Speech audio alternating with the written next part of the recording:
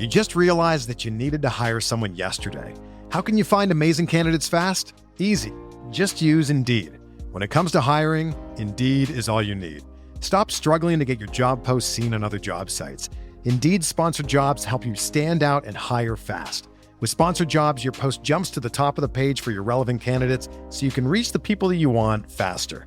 And it makes a huge difference. According to Indeed data, sponsored jobs posted directly on Indeed have 45% more applications than non-sponsored jobs. Plus, with Indeed-sponsored jobs, there's no monthly subscriptions, no long-term contracts, and you only pay for results. How fast is Indeed? Well, in the minute I've been talking to you, 23 hires were made on Indeed, according to Indeed data worldwide. There's no need to wait any longer. Speed up your hiring right now with Indeed. And listeners of this show will get a $75 sponsored job credit to get your jobs more visibility at Indeed.com/BWN. Just go to Indeed.com/BWN right now and support our show by saying that you heard about Indeed on this podcast. Indeed.com/BWN. Terms and conditions apply. Hiring? Indeed is all you need. A massage chair might seem a bit extravagant, especially these days. 8 different settings, adjustable intensity, plus it's heated, and it just feels so good. Yes, a massage chair might seem a bit extravagant, but when it can come with a car, suddenly it seems quite practical. The all-new 2025 Volkswagen Tiguan, packed with premium features like available massaging front seats, it only feels extravagant. Welcome into another edition of the James Boyd Podcast. I, of course, am James Boyd, joined by my editor, Jim Ayello. And Jim, we are 1 week away from the NFL Scouting Combine, and I will see you in person for the first time in a long time. But yeah, we'll be pretty busy this time next week. So I'm glad to kind of get our last podcast in before the NFL world descends upon Indianapolis. I love the Combine because I get to go back to Indianapolis, and I loved my time there. Love seeing everybody. Yeah, because I get to see all the colleagues and stuff. But yes, I love Indy. I miss Indy. So that's a blast. So the other thing is, like, the off season is fun between January and February, but it's not. It's just a lot of speculation. There's not a ton of concrete information, and obviously, until the draft and free agency, you don't get real concrete information. But like at the Combine, I feel like a lot of things come out. Real, like, who is truly a trade candidate? Who is truly going to be a top 5 or top 10 pick? Like, who stood out at a certain position as rookies go? But like, I don't know. I feel like you get everything becomes a little more crystallized at the Combine. You get a lot more information. So I'm really excited, not just for the Colts, honestly, for the entire NFL and how it affects the Colts, but just you're going to learn so much more about the direction the league is heading next week. So that's like one of my favorite parts is that I feel like the offseason really kicks off there. Yeah, for sure. For me, it's always seeing a lot of players that you've just seen on TV on every Saturday for however long. And it's like, oh yeah, you're a real person. And I'm always shocked about, like, how big somebody is, or, in the inverse, like how small somebody can be in my eyes. And I'm like, wow, you play football and you're, one of the best players, in the country, which is why you got invited to the Combine to showcase your skills. And so that's always pretty cool. And then seeing a lot of the big time reporters that I see on TV, people that I admire, like, seeing Mina Kimes in person and other people, it's like, oh, wow, like they're actually not just on, NFL Live or something like that. So that's always fun for me. And then, networking with friends, catching up with friends. I've done a few things over the last few years where, my friends will come in and say, hey, we want to go play basketball. And I'm like, all right. So not a lot of sleep. So we'll get up and play basketball one of the days before the Combine festivities start. But it's usually a good time, a busy time, but one that I do think is very important and very vital for just planning when it comes to assessments of the offseason, what's next. We'll talk to Chris Ballard and Shane Steichen next Tuesday. It is a 4:30 slot for Chris Ballard, 5:30 for Shane Steichen, a bit later than it was last year, a lot later, actually. I believe last year was, I know last year was not in more or less like the late evening, or not late evening, but like late afternoon. So I'm a little surprised it isn't sooner, but either way, we'll talk to them soon about what they feel they need to do in the draft and beyond to help this team get better and get back to the promised land, so to speak, because as we know, it's been 4 years since the Colts have been in the playoffs. And so a lot of that will have to change. And speaking of change, we went over and decided to do a 10-step offseason plan to change the Colts. And it's something that we enjoy doing every year. I did it last year. And we'll obviously revisit this plan too later on in the summer, right before training camp or right before the season, whichever one. But it's always fun to look back at what we predicted the team needs to do, what they actually do, and then how it all kind of comes together. Because as we know, anything can happen between now and like September. So just kind of preface yourself or not preference, but like prepare yourself for that. So I'm excited about it. We'll get into the 10-step plan that I had that Jim had the pleasure of editing, which I'm sure was a longer edit because I was writing it and I'm like, oh, dang, these 10 steps is, you think 10 steps ain't that long. And then I was writing it over the weekend and I usually don't like have lights on my apartment. I kind of try to use a natural light. And I kind of put myself like a self timer, especially in the wintertime. It's like, all right, I want to be writing. I want to be done writing before it gets like dark outside. And I was, I was writing into the night. And I'm like, hold on, man, this is taking a little bit longer than usual. But it was because I wanted to be thorough and give you all, some serious thought when it comes to, what this team should do. So I'll start it off, Jim, and I guess we can kind of go back and forth on the different, ideas and steps. And again, as I listed in the piece, this isn't in a level or order of importance. It's more or less the order of when we would think it would happen. And so I don't think that, number one on the list, for example, cut Braden Smith and defensive end Samson Ebukam is like number one priority for this team. But chronologically, it makes sense because you probably do that before you spend money on someone else or re-sign a player, whatever the case may be. But when it comes to Braden and Samson, Jim, those two felt like no-brainers more than the others on the potential cap cuts list that we put out last week, which also had like Raekwon Davis, Tyquan Lewis, Rodney Thomas. But the two biggest names I would definitely say are Braden and Samson. And I guess you can kind of break down for the people why that is. Well, like I said, I will preface this by saying this is one of my favorite stories that you do every offseason because you kind of get the chance to put on your GM cap, and then you said you get to review it and compare it to what Chris Ballard did. And I like this one too because I thought in the past it was like we had to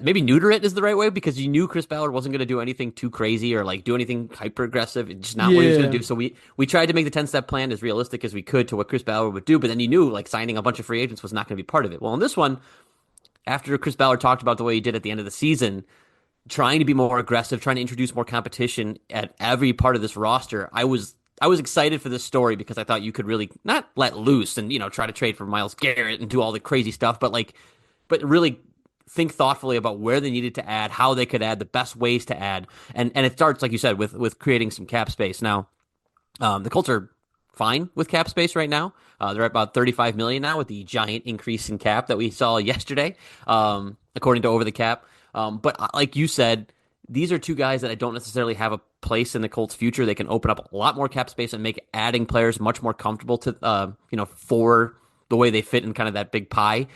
Braden Smith, again, we've said this 100 times. We'll say it again. We don't know what he's going through personally, but even if that wasn't a thing, I'm not sure him coming back this year on the cap number that he has is about almost $20 million. His cap hit was going to be tenable. And given the way he plays, he's paid essentially as like a top 20 tackle.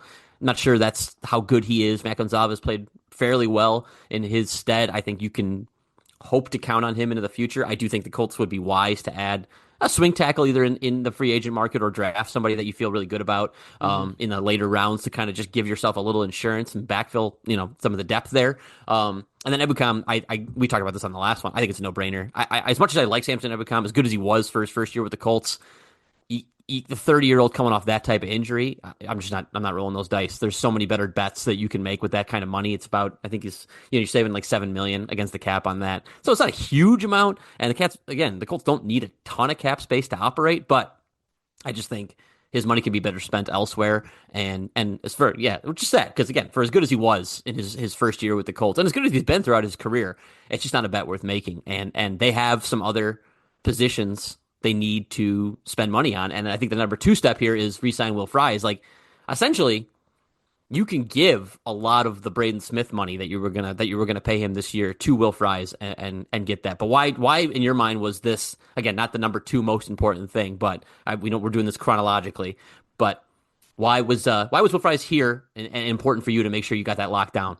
Yeah, I think it's you kind of alluded to it a bit there.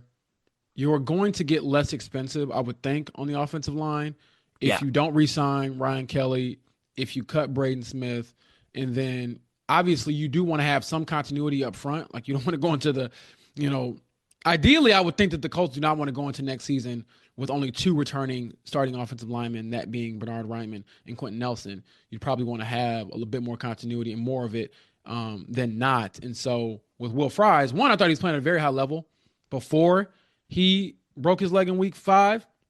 That's always a weird phrase to say. He did not break his leg. Someone broke it for him. I always hate that term. It's like, I broke my hand. No, I didn't break it.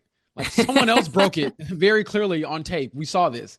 So all that to say, semantics aside, according to Pro Football Network, he was on pace to have his lowest pressure rate allowed throughout his career, 4.1%.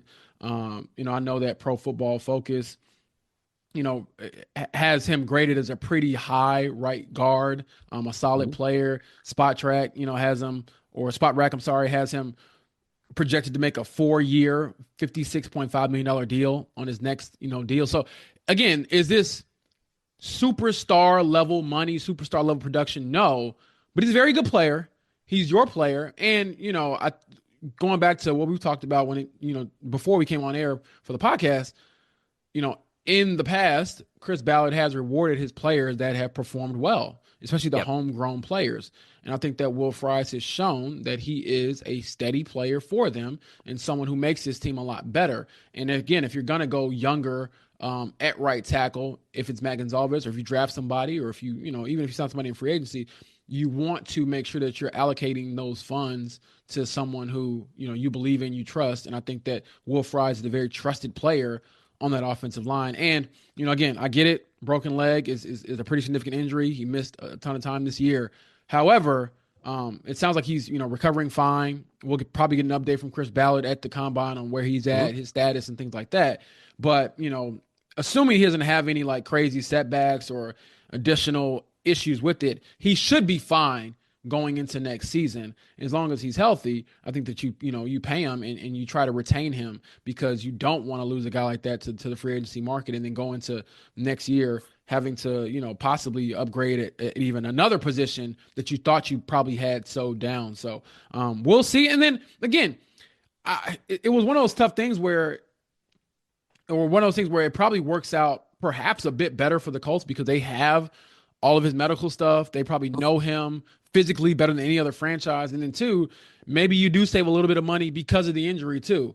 Like, I don't know how many people are going to back up the Brinks truck and give him like, absolute crazy money coming off an injury where he got hurt, basically onto the season. So we'll see, but I definitely think that he is a priority, number 1 free agency when it comes to re-signing or retaining your own players. We'll get into other players as well that you have to look at outside of the franchise, but for your own, I think that he is number 1. Number 2, which I'll give you some love because we've gone back and forth about this, Dio. I mean, some of people's eyes, Dio could be number 1, around the general league as far as what he brings to the team, his value. So your thoughts on Dio, and this wasn't a big part of the 10-step plan that we had, but I kind of threw it in there just because I'm like, hey, I didn't forget about this guy. But, maybe you can kind of explain why the parameters of bringing him back are a bit more difficult, I would say, than Will Fries. It's complicated. Yeah. I mean, I think the Will Fries thing is so much more important because you have to have that good offensive line in front of Jonathan Taylor and Anthony Richardson. I think if you looked at the Athletics, we did our every beat writer, like essentially a positions of need for every team. I can't tell you how many said offensive line, interior offensive line. I think you're 100% right to put Fries where you did, because I don't think you want him getting I don't think you want to find out if teams are going to back up the Brinks truck to pay him, because if someone is, that could be trouble for the Colts. So you want to make sure. I think if you're Chris Ballard, you want to get it done before you get to free agency. Now, Dio is a guy that you could let test the market and say, we're interested in bringing you back, but at a certain number, and seeing what other teams are willing to give him. Because if they're willing to give him in the double digits, $12, $13 million a year, I don't think that's a place the Colts can go right now. It's not that they don't have the money. They have the money. It's better allocated in other spots, because they've already paid. I mean, they already have Latu, a top pick that you want to see more of, and he's not going anywhere. You're gonna have him play a lot more. You already have Kwity Paye, who you picked up the 5th-year option, and as you wrote, it's a $13.4 million guarantee that they have to pay him this year. So there's no getting out of that, even if you wanted to. Dio, has shown a lot of productivity. He's actually, I mean, he led them in I think pressures this year in quarterback hits especially from the edge. He's had a season where he had 8 sacks. He only had 3 this year. A little unlucky on some of his QB hits not transitioning into sacks, but he's really young. He's 25. He stayed relatively healthy after that horrible injury he came into the league with.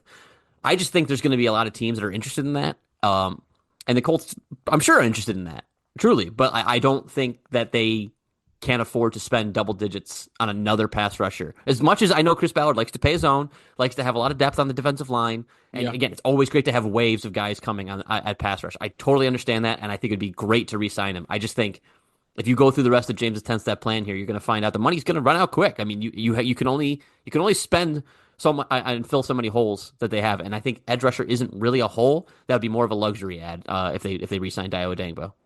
Yeah, I definitely agree with that, and we also have to factor in the does Dio want to stay here factor too. True. Does Will Fries want to stay here factor too? So sometimes when we talk about these players, it's like, oh yeah, like just bring them back. You got to decide if you want to come back, and if a team that perhaps has a more stable QB situation, or they have a more consistent playoff tenure or positioning and things like that. Like those are factors that players want to think about before they make obviously a huge decision that could decide their future. Keep in mind, this is the first time that both players will have an opportunity to really get paid.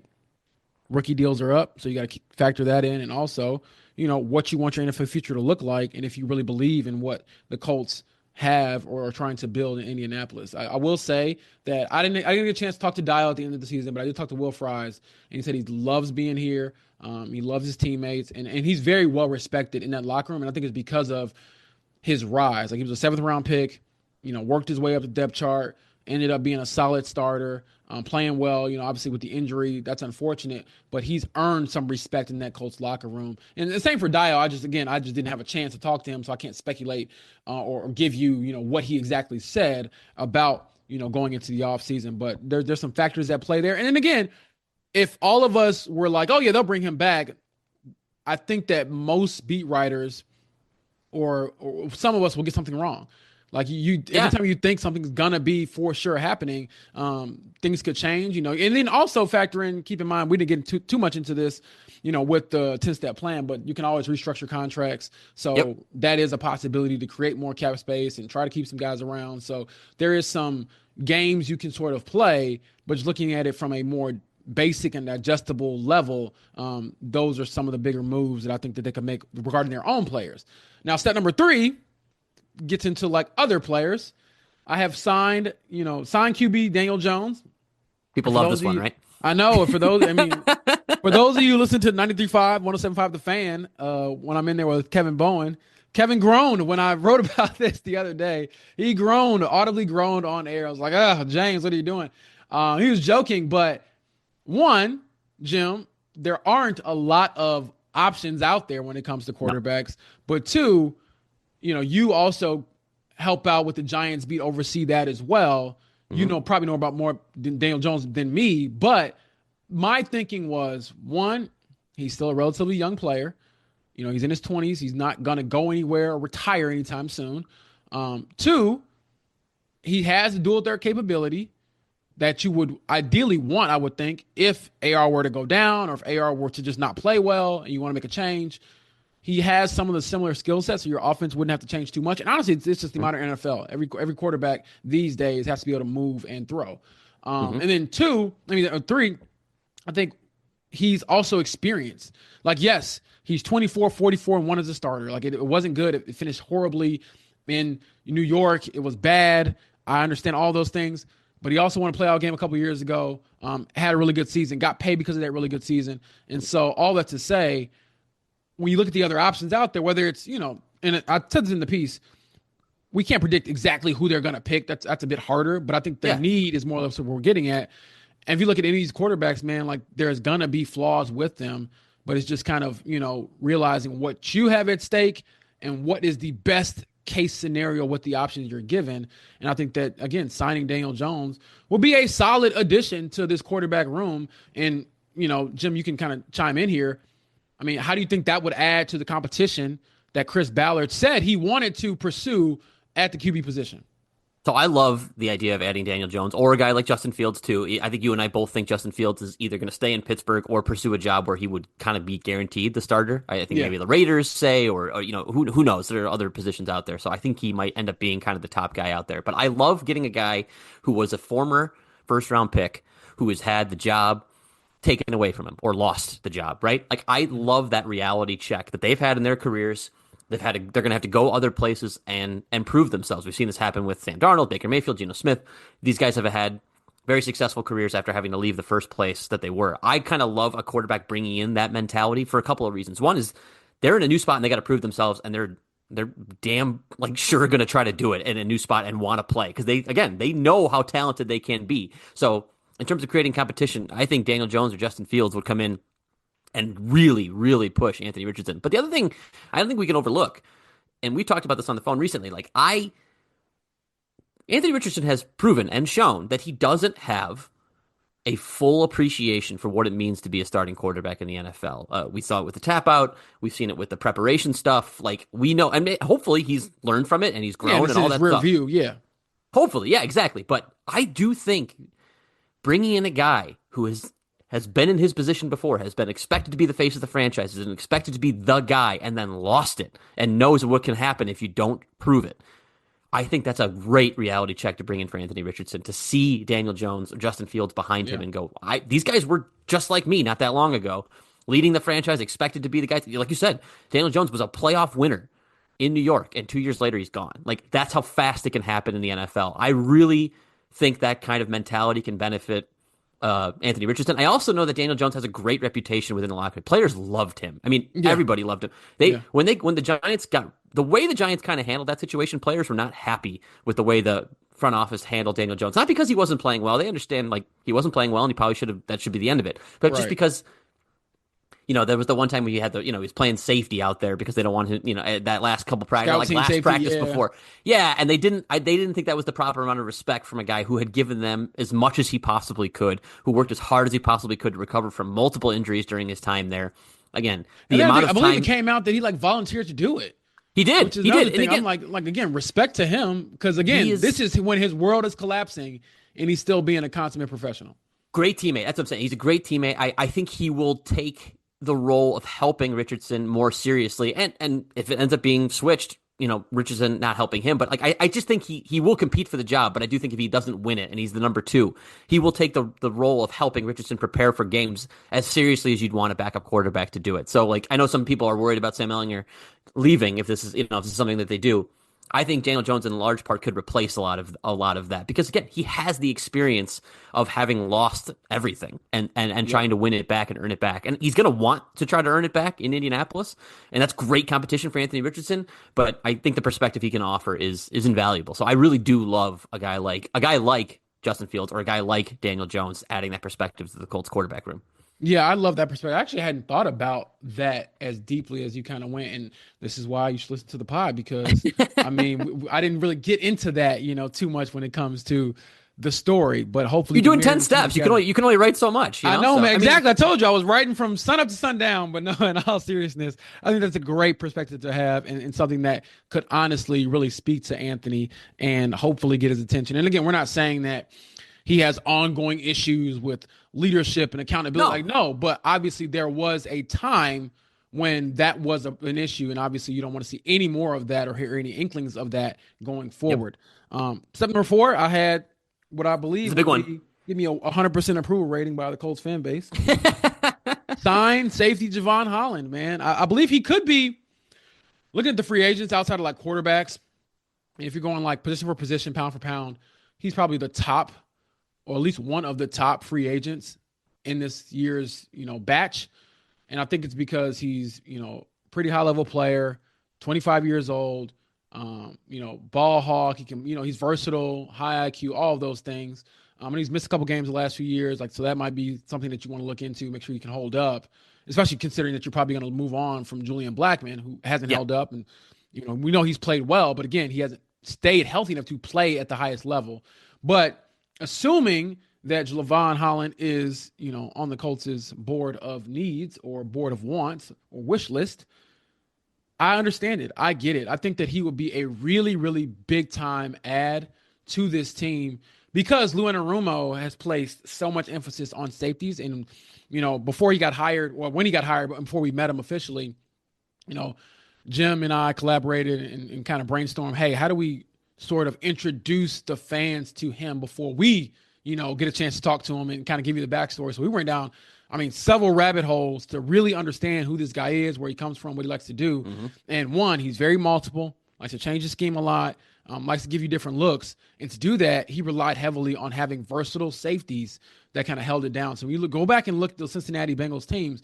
Yes, Joe Burrow was great during their Super Bowl run. Yes, he was great during their back-to-back AFC Championship runs. However, that defense, quietly, as our guy, Paul Dehner Jr., our Bengals writer, told me, quietly was the reason why they really made it that far. Like, they were holding teams down, they were forced turnovers, and he was saying that it all kind of fell off a cliff after the back-to-back AFC Championship game appearances when Jesse Bates left in free agency and the Colts did not the Bengals did not re-sign him. They also did not re-sign DJ Reader, interior defensive lineman, and losing those two guys in free agency really, really hurt that defense and kind of, and I think one of the greatest things you can kind of look at is when you have Jason Kelce and Travis Kelce saying, hey, man, when this guy had his horses, they were really good. And so obviously every coach, which they had every great player, you can't get every single top premium guy at every position. But if you're going to bring in Lou Anarumo and you said, you want things to be different, then you have to do something different and sign somebody and get him that help. And so, when Chris Ballard's saying he has to reevaluate his team building approach, this is one of those ways we're talking about, like, how aggressive in free agency are you going to be? Whereas last year, their biggest free agency signing outside of retaining their own players was Raekwon Davis, who's a backup, which is a fine addition, but that's not going to move the needle, I don't think, enough to really change the fabric of this defense and this team. So I think Javon Holland will be a really, really big time pickup for this team. He'll have plenty of suitors, and you're going to have to pay up at the end of the day. He's projected to get a 4-year, $60 million contract per spot rack. So I think that, again, that is a huge commitment, one that we haven't seen Chris Ballard make, especially to a position that he might not seem as like a premium position, being safety. But gosh darn it, man, you got to upgrade somewhere. So again, I'm not super married to like Javon Holland in general, but I do think you either go out and spend big on a safety or a cornerback or someone in that defensive secondary to help elevate this team. Yeah, there's a few other safeties out there. Again, I think that's a good thing to reiterate. Like Justin Reed's another one I think should get consideration to come here. Yeah. From the Chiefs. Javon Morig is out there. I mean, he's a good safety. Cam Bynum is out there. He's a good safety. Probably costs a little less, I would think, than Javon Holland. He's got a bigger name. Even though you could probably definitely argue that Cam Bynum had a better season than Javon Holland. That's the only thing I was going to bring up, is that Holland didn't play his best this year. It went kind of down, which, again, do you feel like you can help that out with your system and your guy? But yes, that's a good point.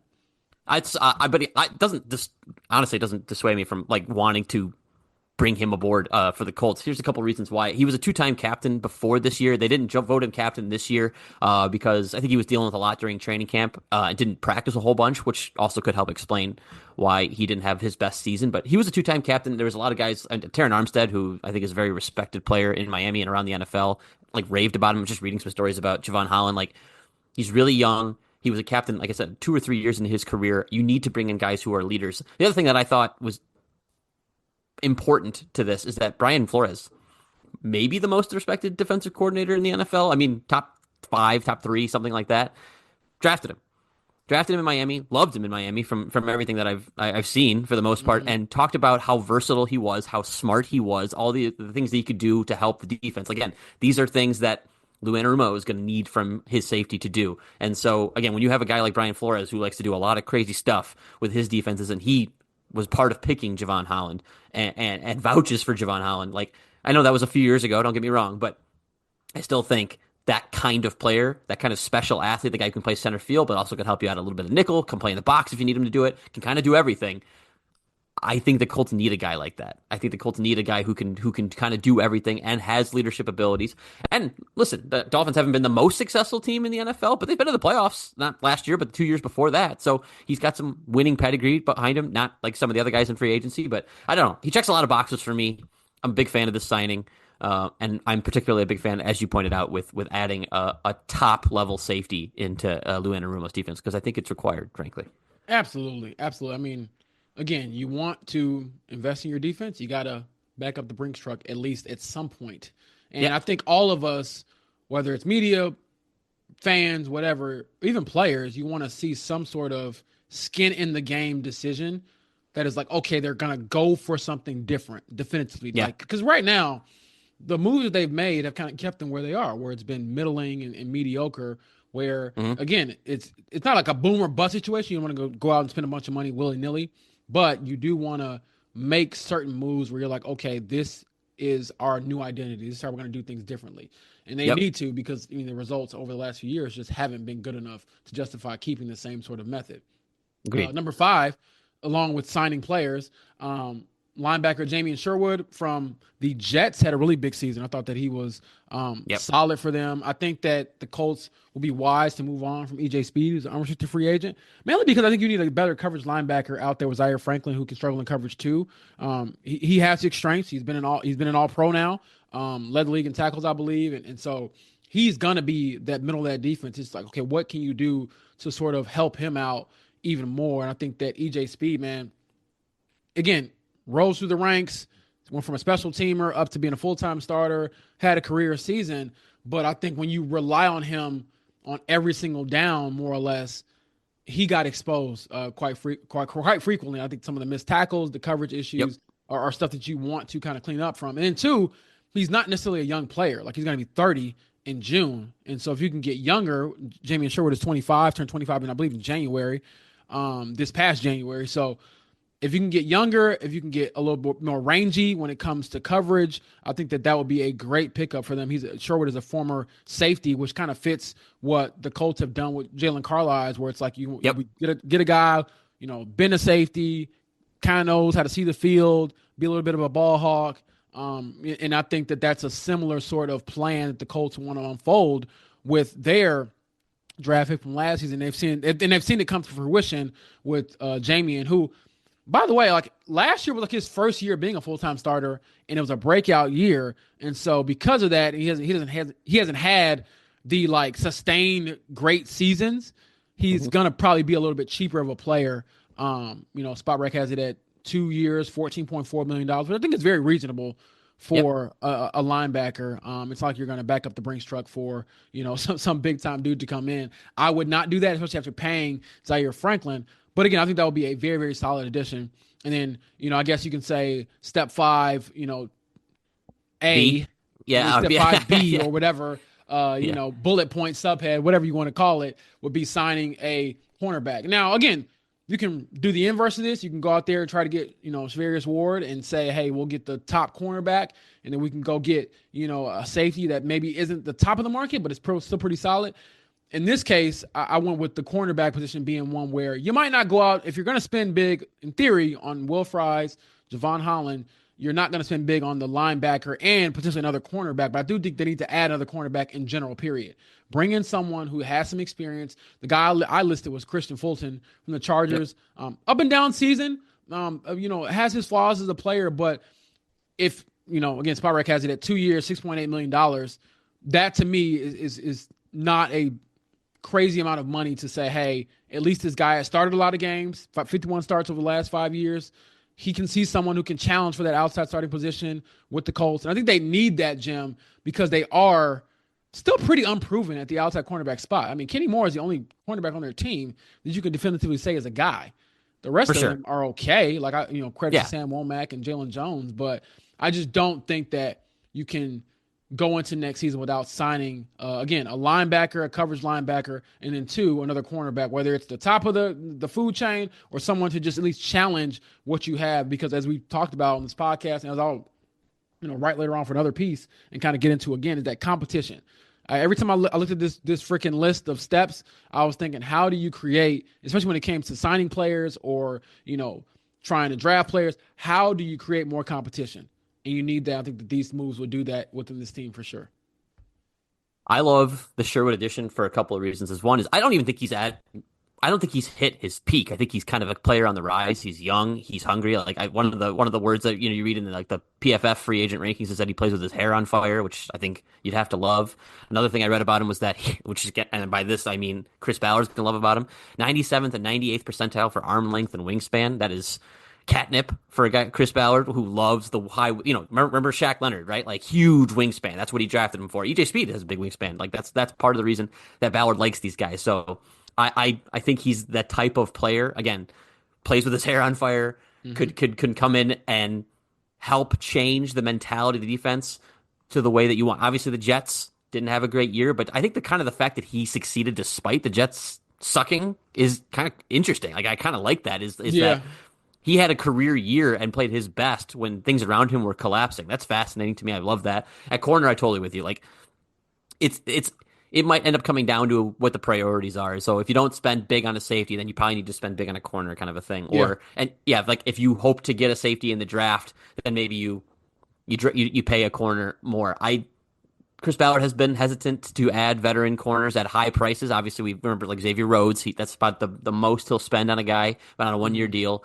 I'm with you. I think they need to add a veteran corner just to give themselves some depth.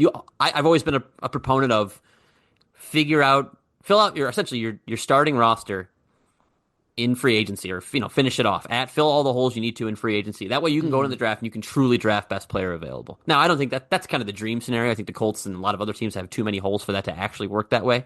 But I think if you add a corner to your depth chart, you don't go into the draft being like, man, we really have to get a corner on day 1 or day 2 that we can hope to start. Like if you can add somebody that you could realistically start next to Womack and with Kenny Moore in the slot, okay, that's good enough for now. And then you can hope to add somebody talented in the draft and let them, take the time to develop that they need. So I'm with you. I think I'm looking at this kind of big picture zooming out. Obviously, other than the quarterback, we've really hammered the defense, which I think is smart because you're going to fix the defense essentially, like we just talked about, fix the defense before the draft, and that way put yourself in a position either to load up on offense in the draft or again to put guys in the pipeline on the defense that can learn the system. Yeah.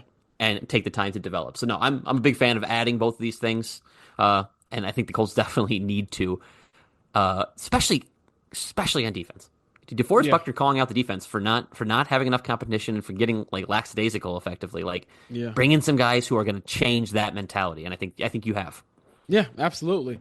Number 6 on this list: extend wide receiver Alec Pierce and left tackle Bernard Ryman. I think that both have, earned their keep when it comes to upgrading their pay scales. Alec, I think, I would do his now if I could, mainly because this is a guy I believe will become a lot more expensive with another season, even if it's just on par as to what he had last year. I know every year he's gotten better. Every year he's been more productive. 37 catches for 824 yards is pretty crazy. He led the league in yards per catch. And then also had 7 touchdowns, which is a team high. So he found the end zone. He's also proven to be a pretty clutch player when it comes to late game situations, big time moments. I believe he had the catch against the Patriots on that last drive to get the touchdown. And then obviously Anthony had a 2-point conversion to win it. But I think Alec has really shown his ability, and he thrived from that competition that we talked about that the Colts need more of. The Colts brought in A.D. Mitchell, Alec Pierce. Check that story out today on The Athletic, please. I wrote about this. When they drafted A.D. Mitchell, he went into Chris Ballard's office and said, hey, what does this mean for me? And Chris told him, go compete. And that's what he did. And so he responded by having one of the better seasons of his young budding career. And I think that another team would look at Alec and say, wow, he did that with, 7 different starting quarterbacks throughout his first 3 years. And this past year, obviously, it was up and down with Joe Flacco and Anthony Richardson, but he still was able to produce. And so I think other teams would look at him and say, if this guy has another season like that and he gets free agency next year, he's going to get paid because what can we do with him, assuming we have a more stable QB situation? Because, credit to Alec and really all of these guys. When it comes to Pittman and even, I know he was hurt, but Josh Downs as well, like they've been able to produce over the years without having that consistency at quarterback. And so if you give Alec that, what does that mean for his stock? So I would personally try to get it done sooner rather than later. We look at some of other players who I believe are in his tier, Gabe Davis, Darnell Mooney. Their contracts or recent deals were 3 years, $39 million, which is what range I would put Alec in as well. Now, he could say, hey, I want to bet on myself. I don't want to sign, which is cool. But I'm always like this, Jim. I'm curious to hear your thoughts if someone sits you down and says, hey, we'll give you 3 years, $40 million for playing a sport as brutal as football. Yep. would you take it? It's hard to turn down. And so I'm curious to see your thoughts on that. And obviously Bernard Ryman, I think Bernard he might actually be more deserving than Alec, because I think Bernard has shown over the last couple of seasons that he's, one of the better left tackles in the NFL.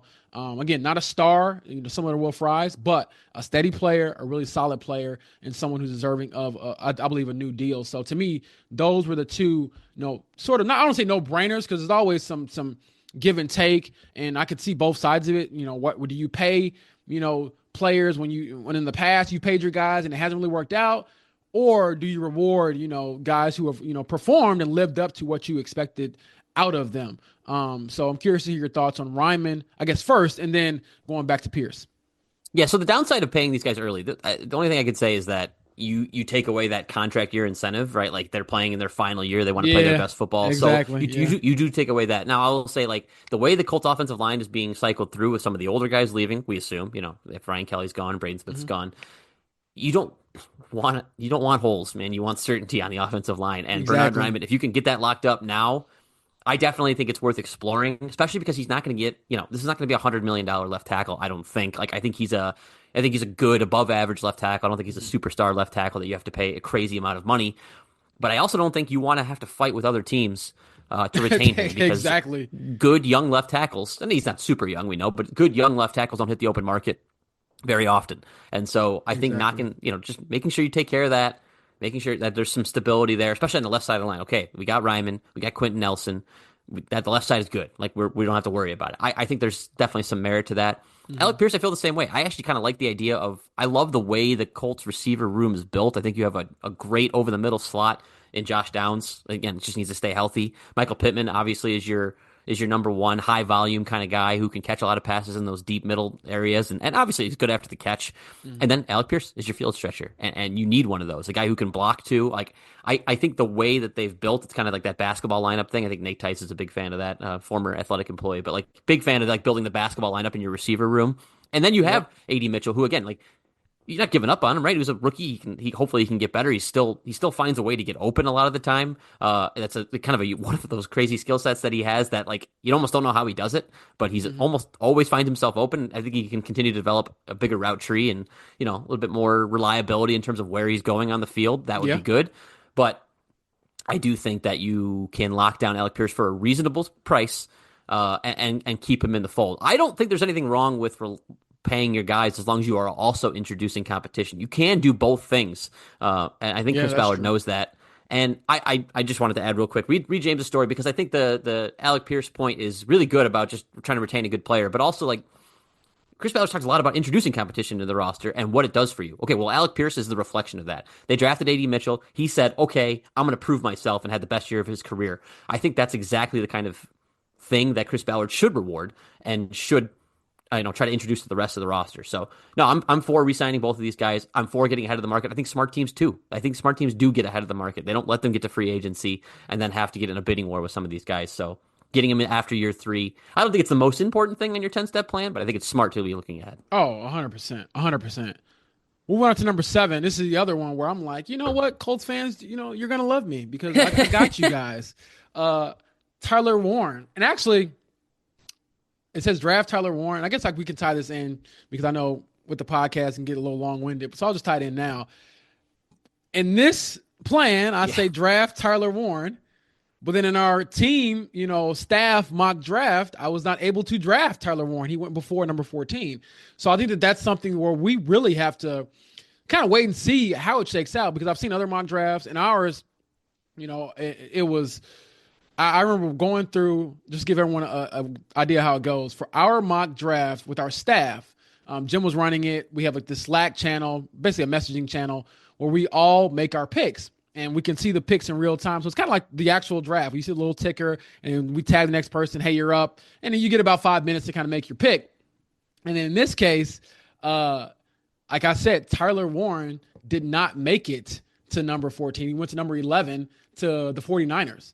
And so I saw Daniel Jeremiah's mock draft for NFL Network. He had Tyler Warren going number 7 to the Jets. And so all I'm saying is he might not be there. Yep. But if he is, I am taking him number one, with the 14th pick in the first round. I think that he just makes too much sense to what the Colts have been missing. I think he's also just an outstanding player. So one of those things where you're not necessarily picking the best fit over the best player. It would be both, in my opinion. Like, hey, he's a great fit for you. He's also the best player available if he stays at number 14. But I just don't know if that happens. If it does, I'm all in on this guy. 6'6", 255.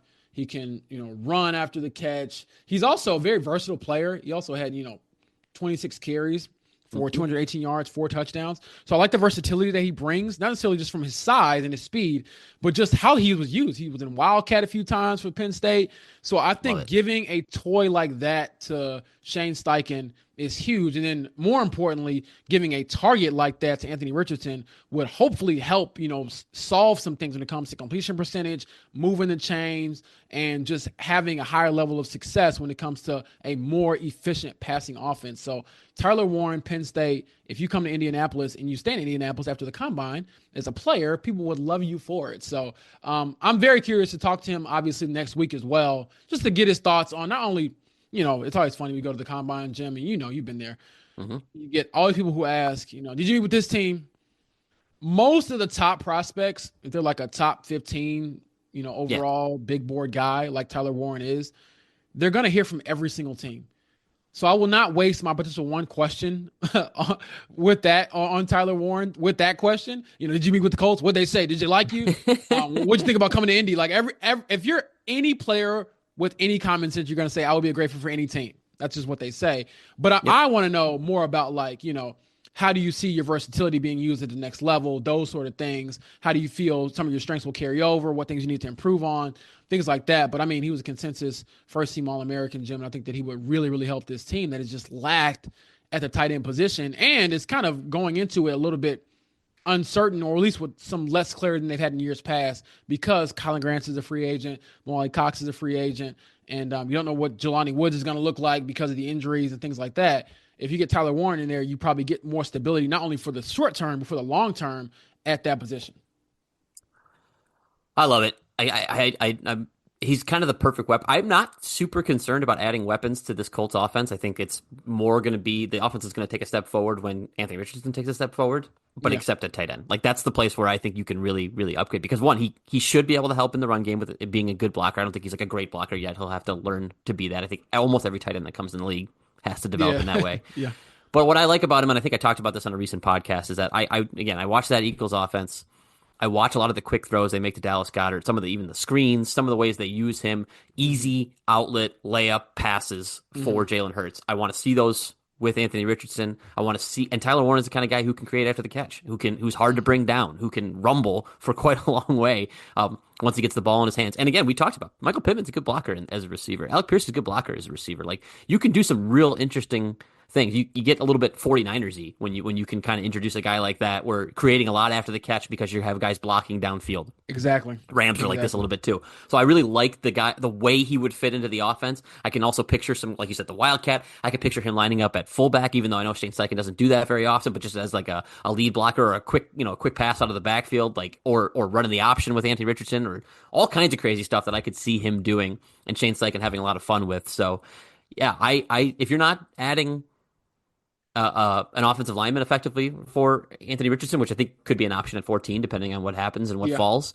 Then a tight end makes perfect sense. He's like the only other thing on offense I think they really, really need that is worthy of a first round pick. Obviously, you could another backup running back in some other spots you could certainly add, but not in the first round. Yeah.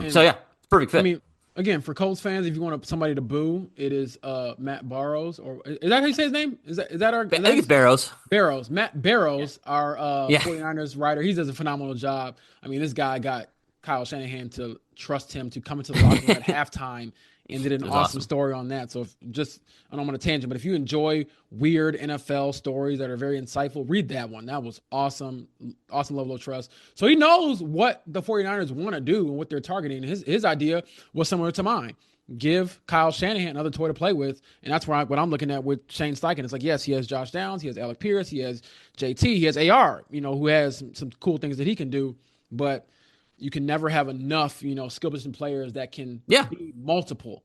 I think that's one thing that Shane has said as well, is they want to be multiple on offense where you can't just, kind of funnel them in, because most teams can probably prepare for the Colts right now, given their roster, and say, we don't have to worry too much about having a pass catching tight end that can hurt us, because they just haven't had it in recent years. So that is a big need for this team. And it doesn't have to be Tyler Warren. You can get, Colson Loveland. You can look at other, Mason Taylor, I believe, out of LSU. Like there's other options out there for sure. Oh yeah. And so you don't have to be married to this one, but I just know that Tyler Warren, again, is a big name here around this time for the Colts and Indianapolis Colts fans. Number 8, Benjamin Morrison out of Notre Dame. I see drafted cornerback. I think you made a very good point, Jim. Just reiterating it again. These moves aren't separate of each other. If you go get a cornerback and it's a highly paid one, great. If you go get a veteran in free agency, great. You still should probably draft one. Mm-hmm. I think you need more competition. I think you need more, potential for upside. The knock on Benjamin Morrison, because he had a really great freshman season at Notre Dame, had a really strong sophomore season. This past year, his last season, he got hurt. I think he only played 6 games. Had to have his second hip surgery, according to our reporter, Dane Brugler, for The Athletic, our number 1 draft guru.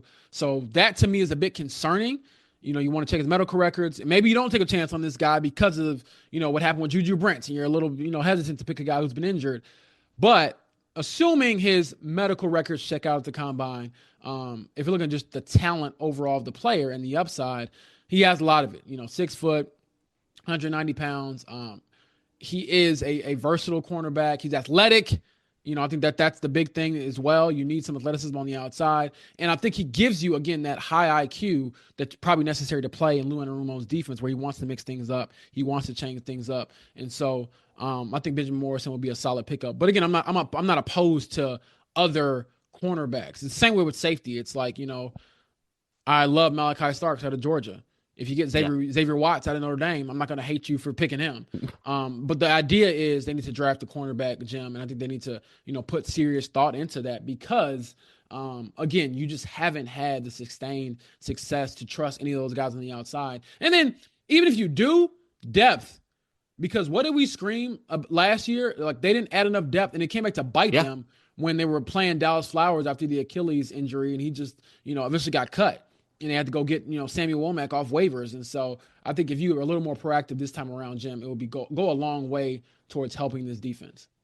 I couldn't agree more. I don't have a lot of notes on this one, to be honest with you, because I think it's more the idea of drafting. Benjamin Morrison is fine. Like I said, I like what I've read about him. Obviously, the injury history scares me a little bit, but we'll find out more at the combine. But it's more about drafting young, talented players and introducing competition in places where you need it. So yes, I would have been fine at spending it. Again, if you don't get the tight end in the first round, maybe trying to get one in the second round. I would have been fine drafting a safety here if you don't get one here. Yep. Or if you don't sign Javon Holland or anybody in free agency. Again, they have a lot of options, obviously, for how this offseason can unfold. I'm fine drafting an offensive lineman here and putting him in the pipeline. Like we've seen, we have to remember how important it is to keep having these guys come through. And credit to Chris Ballard. I wanted to bring this up earlier, but credit to Chris Ballard. He's been able to find guys in the second, third, fourth rounds that he's been able to plug in. Ryman and Bortolini and Gonzalez have been solid players when they've had to play. Now, I don't know if we can be able to. Who knows when they're full-time starters? Particularly Gonzalez and Bortolini, if they're going to be really, really good. But I think the fact that he's found these guys who you could plug in and have been solid is encouraging. So not a bad idea to keep firing away at that spot. But ultimately, good with the corner. Like it. They haven't had a lot of success drafting corners recently. That's been a problem for him. So for Chris Ballard and for this Colts defense. So keep firing away. I mean, you can't get scared because you missed before. You got to have somebody with talent. So keep going for it. And I can transition you into this because I know this has been like a passion project for you, is finding the right backup running back for Jonathan Taylor. You have Brashard Smith in the 5th round after I feel like I bullied you out of taking a running back in the 3rd round in your mock draft, and I feel bad about that. I just thought it was a little high, so I was much more comfortable with a guy here. So why did you land on Brashard Smith?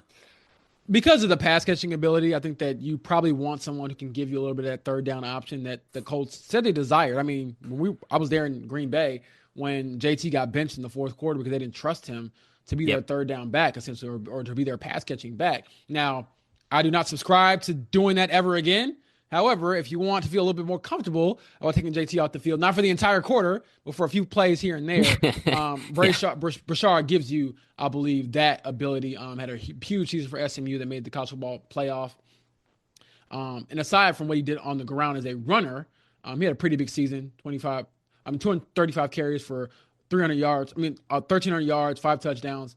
But he also had 39 catches for 327 yards and 4 touchdowns. So he's a proven pass catcher. I believe he caught about 100 balls in, not basketballs, I'm sorry, 100 balls in his college career. So he's someone I think could definitely sort of fit the mold. Again, if it's him or someone else, I think he fits sort of the mold of what you want in your backup running back. And I think that they really need to take that spot more seriously than last year because, as we saw, when JT went out for a little while, they weren't able to sustain a run game pretty much at all. That was really rough to watch some of those games without JT. And then 2, how do you keep him fresh? How do you keep him healthy? You don't run him or use him on every single snap like they did toward the end of the season. I mean, the last month, it was like the JT, which is fine. And I don't hate that idea, especially if you're trying to make a playoff push or whatever.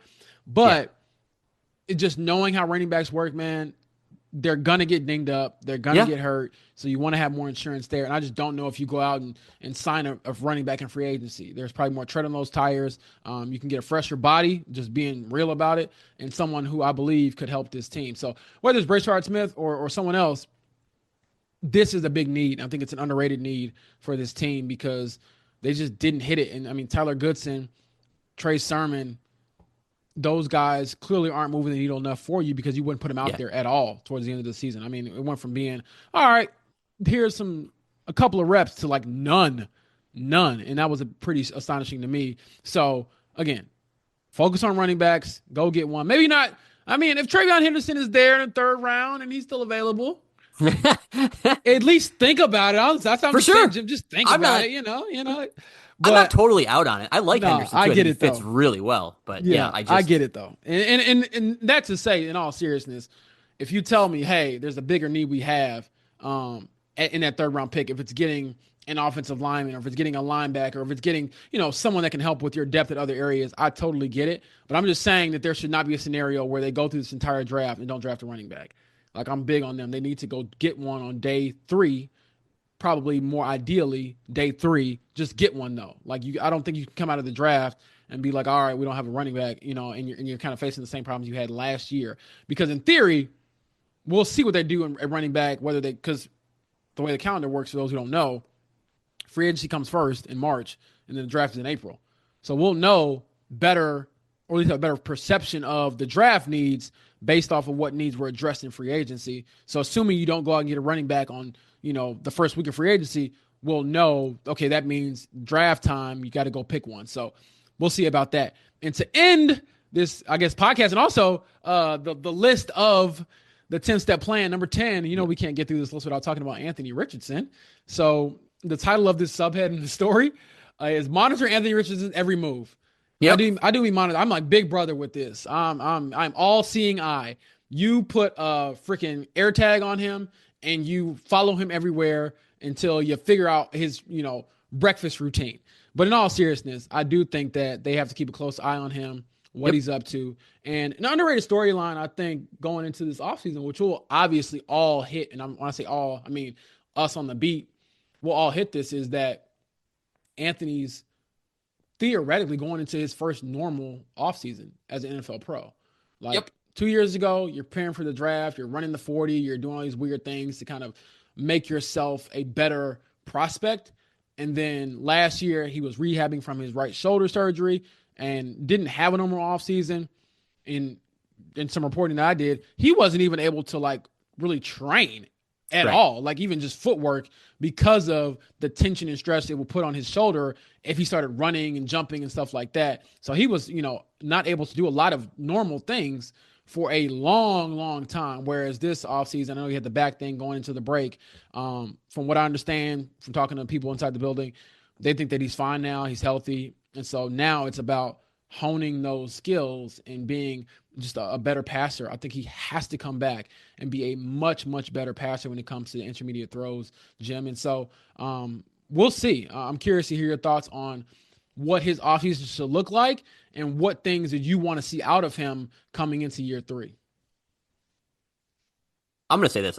I am very optimistic about Anthony Richardson at this moment right now, because I just think that point you hit about him not having a real offseason for the first, or him having a real offseason for the first time since he's been a pro, I think it's going to be so helpful. I really, really do. Again, maybe I'm naive and just oblivious. Everybody on this podcast listening knows that I've been an Anthony Richardson supporter from day one and a believer since day one, and I haven't really lost a lot of faith. I do think that there obviously were a lot of down moments, and he needs to recover from those. And there was leadership and quarterback stuff that I didn't know was an issue until recently.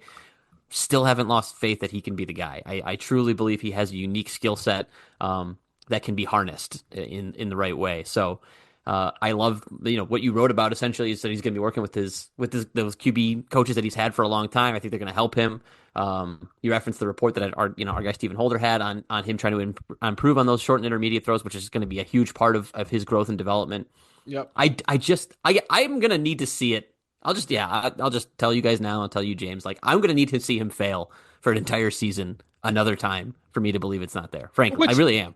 It kind of makes sense just from a team building standpoint. Like, we started this off saying, hey, is there going to be real competition at the quarterback spot? Probably not in the offseason. I mean, I would be floored if he was not the week one starter. I get bringing in competition and putting some fire under his butt, all those things. But if you tell me you're giving up on that guy before he has his third season and after his first regular offseason, I would question everything, everybody and things like that. And kind of expand on what you alluded to with Stephen Holder's report. Anthony's supposed to work with Chris Hess, who worked with Josh Allen and helped him kind of refine his throwing motion. And obviously, Josh Allen, ding, ding, ding, 2024 NFL MVP and one of the best players on planet Earth. I mean, that guy has changed everything about the Bills franchise from what we knew they were before he arrived to what they are now, being a perennial playoff team and contender, whereas that is the plan or the hope. And oftentimes I guess the comfort there is that you hear AR get compared to Josh Allen so much as far as their physical gifts. Josh Allen not being the greatest, most accurate passer coming out of college, how he improved, year after year. You would ideally hope that Richardson can do some of those same things with Chris Hess. And so I think this is an awesome decision for him to do. Like, hey, find the guy who helped the guy that keeps comparing people to me, or vice versa. I keep getting compared too. So I'm excited about that. And then the last point that I kind of made was it has to look a lot better, or it could cost everyone their jobs. It's just the bottom line. I think 100%. And I get it. Some Colts fans might roll their eyes, like, Chris Ballage never leaving Indianapolis. And look, hopefully we'll get a chance to talk to Jim Irsay at the owners' meetings happening in March down in Florida. I'll be there. But again, I do feel like this year, considering everything that's at stake, could decide so much for this team and their future when it comes to QB, GM, and the head coach. Because Anthony, as we know, has a steep hill to climb. Career low, league low, franchise low, 47.7% completion percentage last year. That is not sustainable. And I get it. And I've been guilty of myself where I'm like, you know what? He had a few drops in this game, or, this player should have ran this route. Why is he never on the same page as Eddie Mitchell? That's whatever. Or if we take away that incompletion where he threw it out of bounds on purpose, what if his completion percentage be? I get all of that. Yeah. But the bottom line is it just can't be that low. Like, I love all the advanced stats, and I try to learn as much of them as I can to give you all the best, reporting that I can. But at the end of the day, I think sometimes we can get a little too, in the weeds, where it's like, whatever way you slice it, 47.7% does not hold up in the NFL. You are not an NFL quarterback if you cannot complete more than half, a lot more than half of your passes. So we'll see how that goes. But the thing that I kind of, just in the back of my mind, I'm like, man, I'm probably leaning more towards it not working out than it working out, quite frankly, just because I just haven't seen it enough. And it is such a big ask, for him to change so much in one offseason. However, in the back of my mind, I think about the Jets game, and I'm like, man, is that player in there, and can he be more consistent? And that's my biggest thing, because I'm like, if you can see that player, I'm not saying every single game, he's still going to have some misses and whatever, but let's say he has a performance like the Jets game, or even like the Detroit Lions game. I thought he was better than, I know they lost, but he was fine in that game. Those types of games, let's say 10 out of 17, I will feel way better than seeing some of the lows that we saw where it feels like he can kind of snowball a bit. So I'm excited for Anthony, though. He said he welcomes competition, and he understands he could lose his job any day. And so he knows, whether he admits it or not, he knows this year could be his last as the quote unquote face of the franchise, or sort of the beginning or a rebirth of him solidifying that spot as the guy for this franchise. So I'm excited. The 10-step plan, as I said on, the Fan the other day with Kevin Bowen, it's 100% correct until it's wrong. So for any of you out there trying to tell me, oh, this is so bad, this is so wrong. No, it is not, baby. Nothing has happened just yet. So I'm batting 1,000 right now, Jim. And I'm going to enjoy that. I am a Hall of Famer right now. Ichiro ain't hitting as good as your boy right now. So now, granted, Ichiro went to the plate a lot more than me. But I will say, in all seriousness, I enjoy going through this mainly because one of the biggest compliments I can kind of take away from this from readers was like, and I think we've talked about this too. When I first came in, Jim was such a big help with me understanding just the landscape of the Colts, where they were, where they are, how Chris Ballard thinks, obviously how Jim Irsay thinks, all these things. And now I feel like I have a much better understanding going into my 4th season of covering the Colts, just what they should do, what they shouldn't do, where they are, what they will do, what they won't do, and kind of theorizing about those things. And not just, it's all a guess, but it's a much more educated guess. And I'll look back at this and hopefully be able to say, hey, out of these 10 steps, I got 7 of them right, a few months from now, and it kind of points the team in the right direction. So we'll see, Jim. So how do you feel about the plan? No, I was going to say, I think the worst case scenario for you is if you get all 10 steps right and then they suck next year. And then you're going to be like, well, I'm a bad GM. Because my plan didn't work out. Look, I told Chris Ballard, and this is God honest truth, because, every now and then I'll pick his brain about certain things. But one thing I always tell him is I do not envy his job. Yeah. That's one thing that I think that we've sort of respected about each other is, yes, I can be critical, I can be tough, but I also have a healthy level of respect for him and Shane Steichen, because I know, and even Anthony, the jobs that they do are not easy, but it is fun to at least theorize and throw it out there and kind of analyze. And at the end of the day, man, you have to be graded on something, which I think Chris Ballard has always understood. Whether I write something nice about him, mean about him, he's always understood that he's graded on everything. And I think right now, everyone's under that microscope to be graded and be judged, because we just haven't seen enough success, Jim, to sustain it. But again, trust and believe. Take these 10 steps, man, the 10 commandments. and you got it.